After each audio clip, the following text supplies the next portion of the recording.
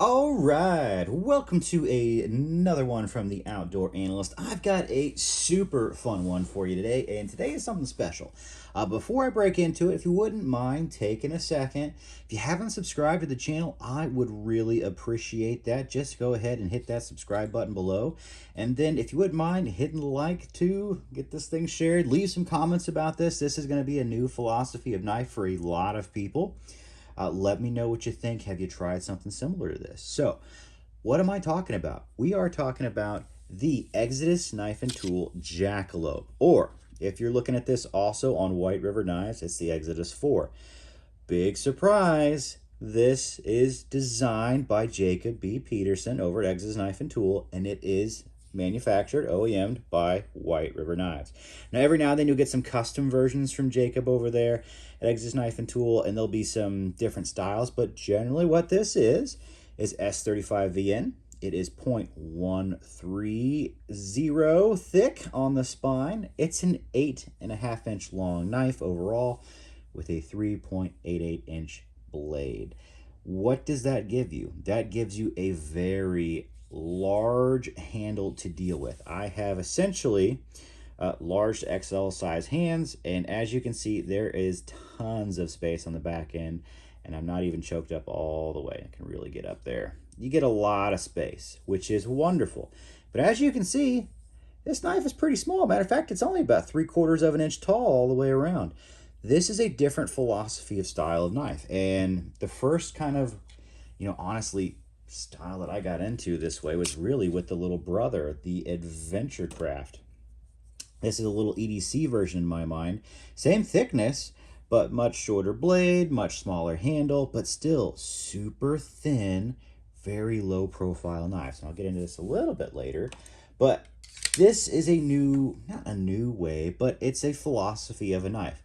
Most knife tasks you actually do in like a handshake grip or kind of like a field dressing grip. Honestly, when you actually get down to it, what you're really cutting with day in and day out, those are your two grips. You generally only like hammer grip when you're doing really, really hard tasks or feather sticking for a long period of time. So this knife is incredibly comfortable in a field dressing grip. It just fits you in all the right places. I love the curvature, has great contouring as far as up and down goes. There's not a ton of curvature on the scales itself as far as width wise, and you just don't need it. Not on this knife at all. It's very comfortable in this grip and very comfortable in this grip. Your fingers just lock into all the right places. It hits your palm right where it needs to, essentially. Fantastic. Hammer grip. Not the best hammer grip and knife. It's a small knife, so if you're doing a little bit, totally fine, but it will fatigue your hands if you're doing that. Not every knife needs to be that way. But what does that actually give you? It gives you one of the lightest utility blades out there. And I have spent months with this knife just to make sure I understood it, I enjoyed it, and wanted to give a good review. And it has a really nice Cerakote on here. And I have struggled to beat this Cerakote up. The only thing I've really taken off was doing a lot of drilling up at the top. And then I think I took a little bit of the Cerakote off. That was heat-inducing drilling going through hardwood, and I think one piece was pine. Yeah, that's the only time I could really actually take the coating off. So great coating. Good job. This thing's rocked. I batoned this through tons of kindling. And yes, S35VN can baton kindling. You can drill with it. I had no edge damage or issues whatsoever. You get pretty good edge retention, pretty good edge toughness, and strength throughout it. Honestly, S35VN, great choice. It's stainless, and this has been, in my use, very much a hiking, a camping, a fishing knife, pretty much just my little lightweight adventure knife. If I need something lightweight to throw in a pack, shoot, head to the beach, head on a walk with the family, this thing comes because it's a big blade, but it's such a small package, you barely even know you have it with you. Yes, you can throw it in the pocket, handle sticks out a little bit. I've ulti-clipped it for a while. I actually really just like it being on, basically for me, I just call it appendix carry. I will throw this on the belt line and it disappears under my shirt. And that is great. Going to the park with the little ones, no one knows you have it. It's so lightweight, you don't even know you have it, which is perfect. absolutely perfect. I love that about how small and just compact this is. Hopping in a kayak, doing some fishing, or just doing a kayak trip. I love this. Throw it in the pocket, throw it in a tackle box, or whatever little thing you're taking with you on the kayak. Disappears. It's just a fantastic philosophy because not all the time do you need to hammer grip to do hours worth of feather sticks. And that's not the knife I would actually use this for. If I'm going to do like hardcore bushcraft woodworking for hours and I have a choice, yeah, I'm going to take something like this. This is a Lycian woodcraft. Or woodsman, sorry, this is the woodsman from Lycian Knives. What's the difference? Handle's much thicker. Also contoured, actually a little bit differently, has an upsweep. This is probably the most comfortable bushcraft knife handle I've ever found, honestly. I think this is the best that's out there.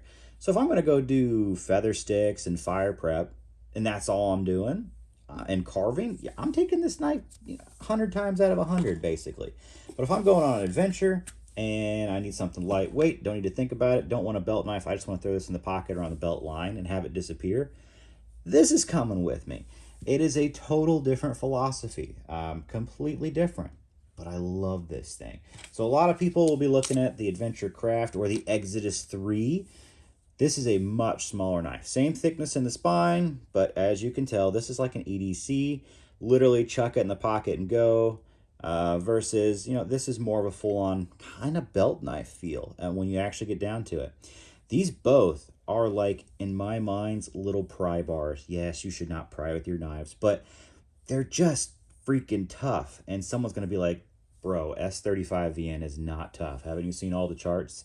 Actually, yes, I have seen them all, and I've used these knives so much, and a lot of other S35VN and S45VN. And technically, I beg to, to find anyone who can actually tell the difference between S35VN and MagnaCut. Honestly, for some reason, I feel like you get better edge retention out of S35 and 45 than MagnaCut for some reason. I just feel like I just feel like the heat treatments aren't really there for a lot of people yet. Technically, MagnaCut is just a little bit better than this in every way, but just by a hair. Can you really tell the difference? I don't think so. Toughness-wise, it should be much tougher. I have had zero issues really with any of them. So to me, it's all pretty much the same. I haven't had any issues. I've had really thin edges in S35 and S45VN, and no problems whatsoever. Drilled, pried. It's a great steel. It used to be probably the best overall stainless, besides maybe CPM 154. And then MagnaCut came out, which just upped those a little bit in every area, essentially.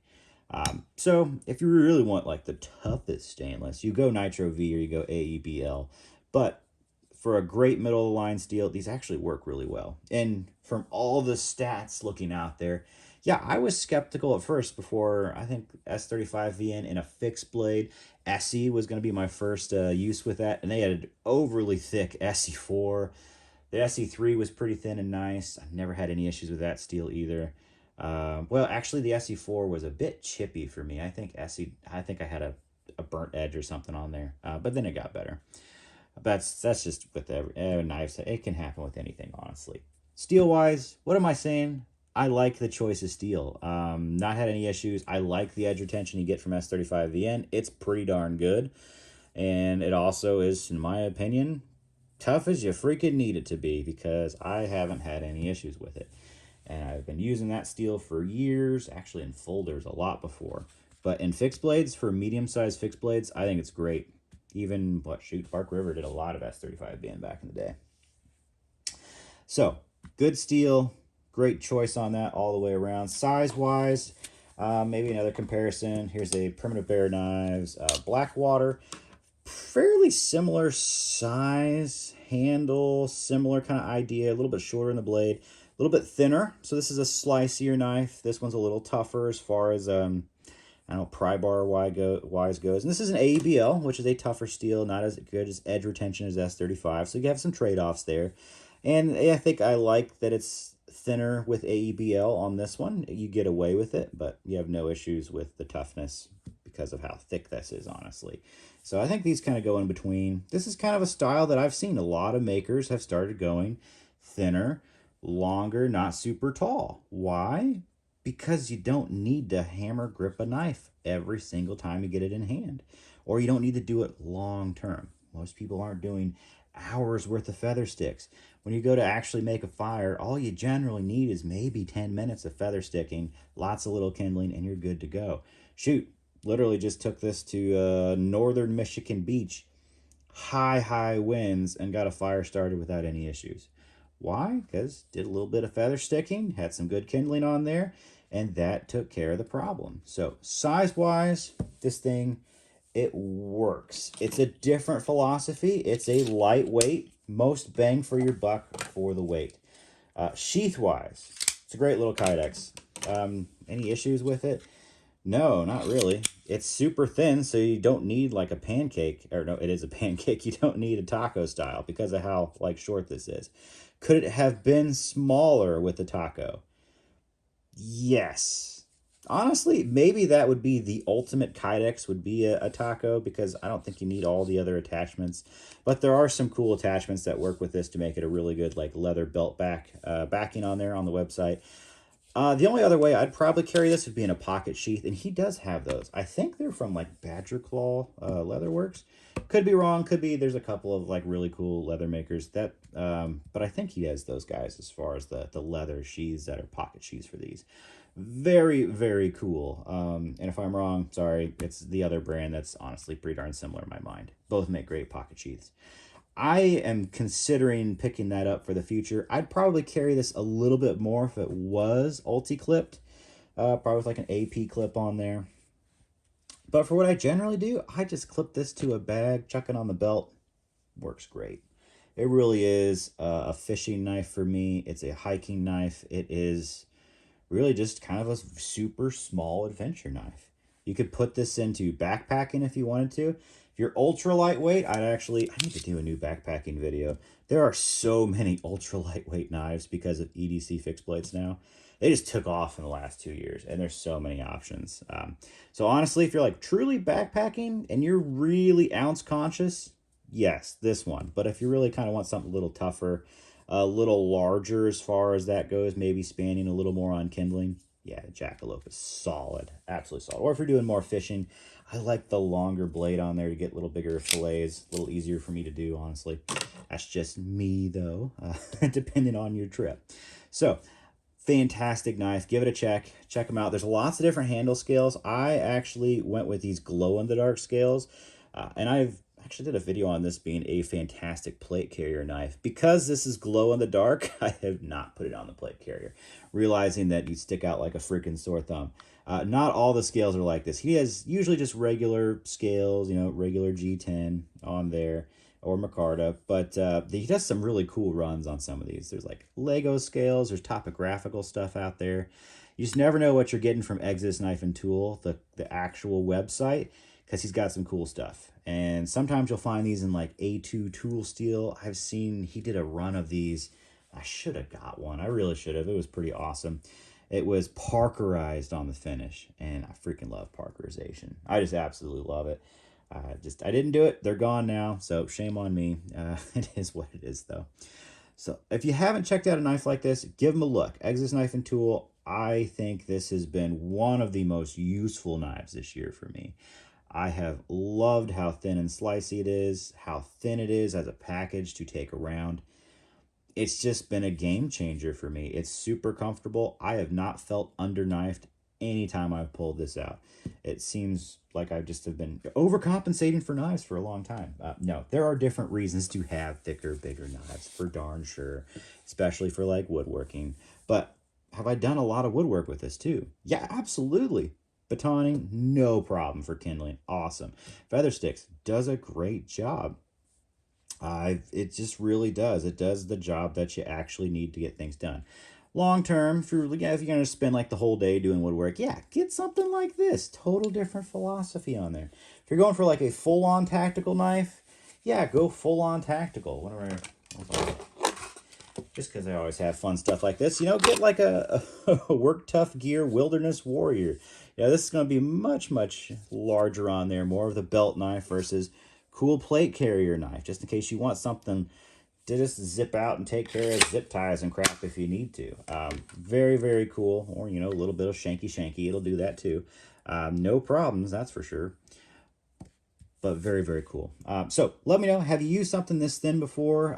If you have, I've been pretty impressed with it. Have you been? Let me know what your thoughts are on a knife style like this. If you've never dove into something like this, give it a shot. Lots of brands are, I don't want to say they're jumping on the bandwagon, but they kind of are. And I feel like Jacob over there at Ex's Knife and Tool kind of really hit it hard with this whole lightweight, thin design, bang for buck going out there. And then bang for buck, these are great. I mean, you can pick them up, you know, White River's versions, usually around like 180-ish. And then Ex's Knife and Tool, depending on how custom you go, you know, 200 to 250 usually. Maybe if you do something nuts, it'll be up at like 300, but I think most of them are around like the twos. So very, very cool knife. Very, very awesome. It is not a custom. It is basically production on this side, but you can get some custom scales for it. Then also, like, I have Lucas Carroll custom scales on my little adventure craft here. Did I need to do this? No, but I wanted to kind of class it up a little bit. I actually EDC this a lot with kind of dress pants. Surprise, surprise, but just, you know, it looks like a pen, so totally fantastic. All right. I think that's it. I love this knife, as you can tell. I think this is going to be like a 17-minute video, but it's a blast. It just puts a smile on my face. I feel absolutely confident every time I pull this out, and it has served me incredibly well this year. It's been freaking fantastic. Held up super well. Don't feel afraid of S35 in any way, shape, or form. This thing's a little pry bar, but it's also really slicey. They did just such a perfect just wedge for this full flat. It's just nuts how well they did a full flat grind on here. It's so short, but it's still wedgy, so it kind of acts like a saber because of how short it is. All right, enough. I'm done. It's a great knife. I'll catch you on the next one.